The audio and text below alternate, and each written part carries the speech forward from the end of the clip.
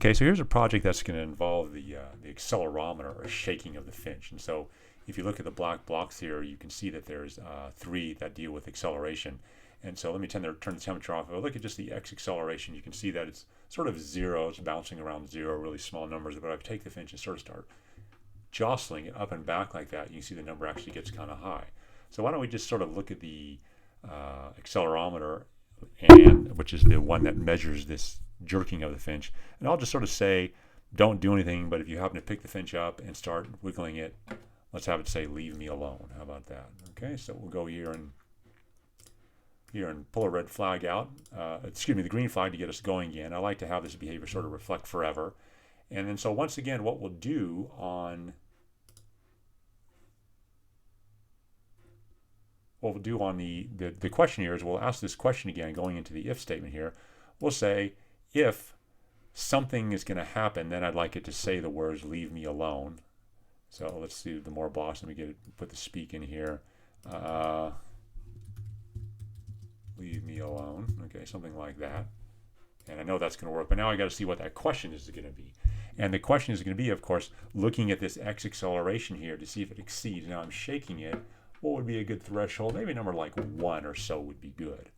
1. But what I'm also recognizing about the accelerometer is it has positive and negative values depending on how I shake it. So really, you can see that it's kind of hard to see, but I see it going sort of above 1 in one direction and above -1 in the other direction. So I better sort of handle that case with something like maybe the OR operator like this. Okay, and so this is going to get kind of long, not so complicated, but long. Let's see how it goes for us here. My window a little bit bigger there. Okay, so what we'll do then is I'll say, if, for example, I didn't mean to put it there. Make sure it fits in there. This is going to go in there. There's something like, there we go, right in there. I'll say if the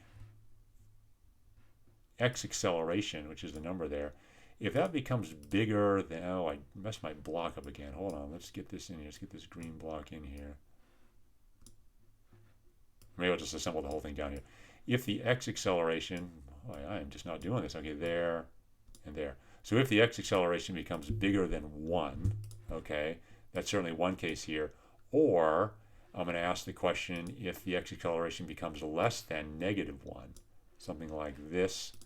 Here's the more blocks. There's the x acceleration in there. Becomes less than -1. Okay, this is sort of my condition here for checking if the Finch is being shaken.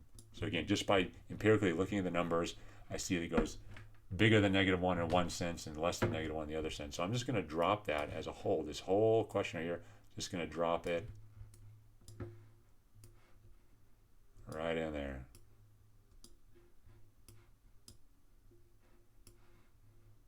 Sorry, I am just not doing my blocks very good today at all. There we go. And let's just pick this whole thing up and drop. There we go. Okay, I think I got it. So see, if the Finch acceleration is greater than 1 or it's less than -1, then say leave me alone. So I'll turn the volume up a little bit so you can hear it. Here's the green flag. Now it's not saying anything, but if I pick it up and shake it, there you go. So we're getting some good reverb in there, but that's pretty cool. So there you go. Another example of some sensors and asking a question of it with sort of a long if statement in there.